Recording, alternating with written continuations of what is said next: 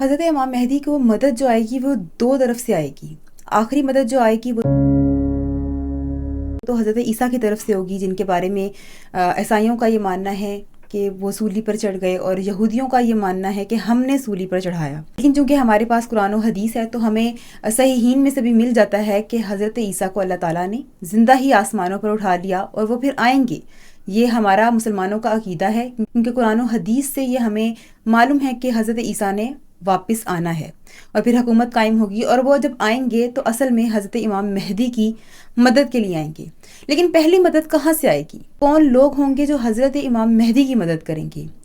اس میں ہمیں حدیث کے الفاظ ملتے ہیں کہ خراسان کا علاقہ ہے جہاں سے فوجیں نکلیں گی، کالے جھنڈے ہوں گے اور وہ تب تک نہیں رکیں گی جب تک کہ وہ اپنے جھنڈے یروشلم میں گاڑ نہیں دیتے، یعنی کہ دوبارہ سے یروشلم یعنی مسجد اقصی واپس نہیں لے لیتے.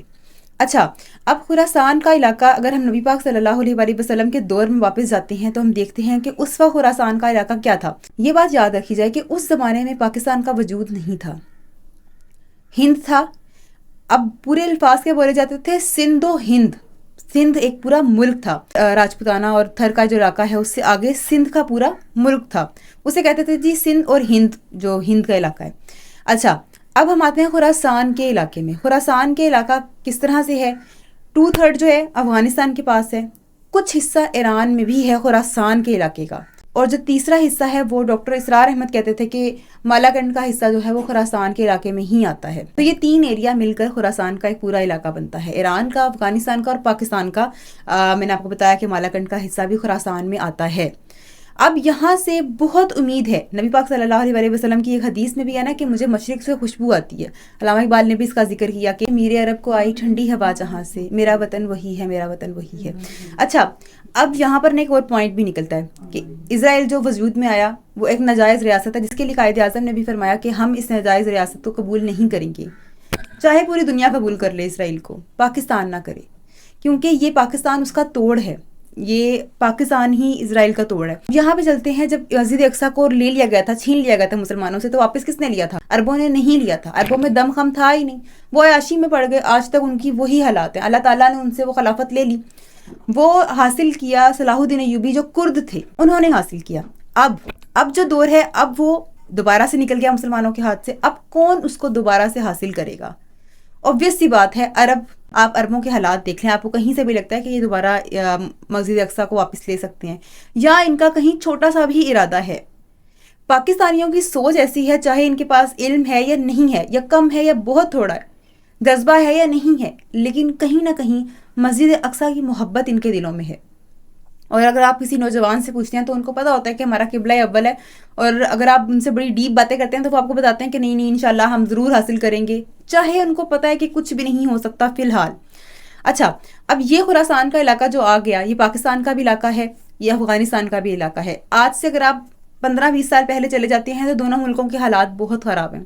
لیکن اب افغانستان میں جس طرح سے اسلامی ماحول بن گیا، خلافت ہو گئی، اور یہ دین پر وہ ڈھل گئے، اور انہوں نے وقت کی سپر پاور کو شکست دی اور اپنا اسلام وہاں پر غالب کیا. تو بہت سارے چانسز سیدھے ہوتے جا رہے ہیں.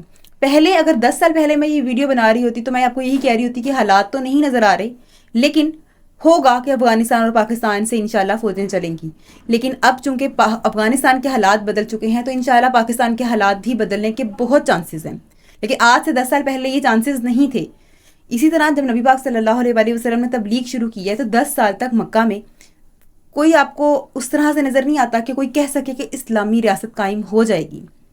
ہجرت کے 3 سال پہلے جو وہ اہم ہے، 3 سال میں تبلیغ تیز ہو گئی، اس کے بعد ہجرت ہو گئی، اور پھر جو کوئی سوچ بھی نہیں سکتا تھا اسلامی ریاست قائم ہو گئی. اب یہاں پر ہمارا کردار کیا ہوگا؟ ہمارا کردار یہ ہے کہ ہم نے اپنی محنت کر دینی ہے. حضرت حمزہ اپنی محنت کر چکے تھے، شہید ہو گئے غزوہ احد میں. 5 سال بعد مکہ فتح ہوتا ہے. انہوں نے اپنی آنکھوں سے نہیں دیکھا، بظاہر نہیں دیکھا، باقی اللہ نے ان کو جب یقیناً دکھا دیا ہوگا وہاں پر کہ جس کے لیے آپ محنت کر کے آئے تھے آج وہ مکہ فتح ہو گیا. ہمارا کام ہے صرف محنت کرنا، اپنی نسل کو بنا دینا، اپنے آپ کو بنا دینا. میں بھی ہماری ہی زندگی میں امام مہدی کا ظہور ہو جائے، میں بھی ہماری اولاد کی زندگی میں ہو جائے، لیکن ہماری اولاد کی ٹریننگ تو ایٹ لیسٹ اس طرح ہو کہ وہ حضرت امام مہدی کا ہی ساتھ دے. اچھا، اب یہاں پر جو یہودی ہیں وہ کس کا انتظار کر رہے ہیں؟ وہ دجال کا انتظار کر رہی ہیں. اچھا دجال سب سے پہلے کیا کرے گا؟ وہ ہی مسیح ہونے کا دعویٰ کرے گا. دجال کے بارے میں بہت سے حقائق ہیں، وہ اس پہ بات کریں گے، لیکن جب یہ سیریز ختم ہو جائے گی. وہ تو درخت بھی لگا رہے ہیں، اپنے بچوں کو ٹریننگ بھی دے رہی ہیں. اور اگر آپ دیکھیں تو 18 سال کا جب بچہ ہوتا ہے اس کو ID کارڈ بنایا جاتا ہے، تو وہاں آپ کو ایسے ID کارڈ نہیں ملتا. وہاں آپ کی جب تک ٹریننگ کمپلیٹ نہ ہو، چاہے وہ مرد ہو چاہے وہ عورت ہو، اگر اس کی فوجی ٹریننگ کمپلیٹ نہیں ہے اس کو ID کارڈ نہیں دیا جاتا. ہمارے ہاں تو کوئی تصور ہی نہیں نا اس طرح کا. بس بہرحال دوبارہ آتے ہیں خراسان کے علاقے میں. یہاں سے فوجوں نے چلنا ہے، امام مہدی کی حکومت کو عرب میں قائم کرنا ہے، کیونکہ مکہ میں ان کے ہاتھ پر بیعت ہو چکی ہوگی. یہاں پہ کنفیوژن کیا ہے کہ لوگ کہتے ہیں پاکستان سے امام مہدی ہوں گے. پاکستان سے امام مہدی کا ہونے کا ہمیں کوئی حدیث سے ثبوت نہیں ملتا. ہمیں عرب کی طرف سے ملتا ہے کہ اہل بیت ہیں. دیکھیں آپ نے یہ نہیں دیکھنا کہ عرب ہیں، آپ نے یہ دیکھنا کہ وہ اہل بیت ہوں گے.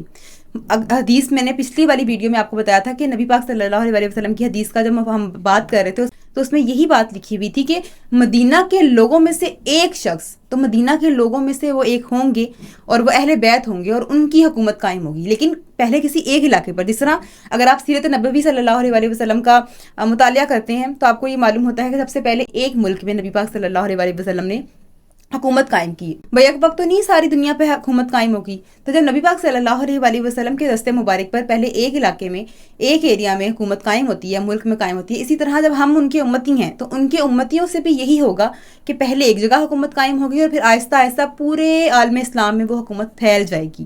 اور امام مہدی کے ساتھ بھی یہی ہوگا کہ پہلے ان کی ایک ملک میں حکومت قائم ہوگی. اور وہ قائم کروائیں گے کون؟ وہ کروائیں گے خراسان کی جو فوجیں ہوں گی، مشرق سے جو فوجیں نکلیں گی.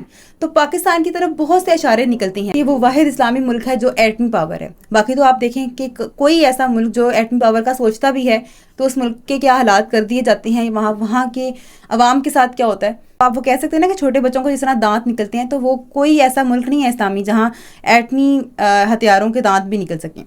تو اب یہ واحد وہ ملک ہے جو ایٹمی پاور ہے اور اس کا وجود میں آنا ہی معجزہ ہے. یہ 27ویں شب ہمیں ملا ہے، 27ویں شب ہمیں قرآن بھی ملا تھا. تو بڑا خاص ملک ہے. اور آپ دیکھیں کہ سب اس پر ہی باہر کی قوتیں جو ہیں نظریں جمائے بیٹھی ہیں. ہر طرح سے کوشش کی جا رہی ہے گمراہ کرنے کی. لیکن جتنی بھی گمراہی اگر پھیل رہی ہے تو آپ یہ دیکھیں کہ نیو جنریشن دین کی طرف کتنا آ رہی ہے. اس سے پہلے ایسا نہیں تھا. آپ نے بہت کم دیکھا ہوگا کہ نوجوان دین کی طرف آئے، لیکن الحمدللہ پاکستان میں جتنا نوجوان دین کی طرف آ رہا ہے شاید ہی کسی ملک میں ایسا ہو. ہر کوئی کوشش کر رہا ہے اپنی طرف سے خدمت کرنے کی دین کی. تو اپنے آپ کو آپ نے ٹھیک کرنا ہے، اپنی ٹریننگ اور اپنی اولاد کی ٹریننگ کر کے جانی ہے. دیکھیں اگر ہمارا خون، ہماری ہڈیوں کا چورا اس بنیاد میں پڑ جاتا ہے جب کہ یہ آرمی کھڑی ہو جائے اور یہ ایسا سلسلہ شروع ہو جائے جو امام مہدی کا جا کے ساتھ دے دے، تو یہ ہمارے لیے کتنی سعادت کی بات ہے. میں نے حضرت حمزہ کی مثال آپ کو دی کہ وہ 5 سال پہلے شہید ہو جاتے ہیں. بظاہر آنکھوں سے انہوں نے نہیں دیکھا مکہ کا فتح ہونا. بہت سے صحابہ شہید ہوتے ہیں، انہوں نے بظاہر نہیں دیکھا، لیکن وہ اپنا کام کر کے چلے گئے. اور ان کے اللہ کے ہاں ان کے کیا درجات ہیں، اللہ نے ان کو پھر کیا کس طرح سے نوازا، وہ اللہ اور وہی بہتر جانتے ہیں. اور پھر آپ یہ دیکھیں گے یہ وہ ملک ہے جو کلمے کی بنیاد پر قائم ہوا. پوری دنیا کا اگر آپ دیکھ لیتے ہیں کوئی مذہب کے نام پر ملک نہیں آیا. مدینہ کے بعد دوسری ریاست ہے جو اسلامی نظریات پر قائم ہوئی کہ پاکستان کا مطلب کیا، لا الہ الا اللہ. اور عرب بھی اگر آپ دیکھتے ہیں تو وہ بھی مطلب اپنے اس نعرے پر آئے تھے کہ سعودی کے نعرے پر آئے. دوسرے ملک آپ دیکھ لیں تو یہ وہ واحد ملک ہے. اس سے بڑی امیدیں وابستہ ہیں. اور یہاں پر ہی اگر اس طرح کی باتیں پھیلائی جا رہی ہیں، ہم جنس پرستی کو فروغ دینے کی کوشش کی جا رہی ہے اور عورت مارچ کروائے جا رہی ہیں کسی وجوہات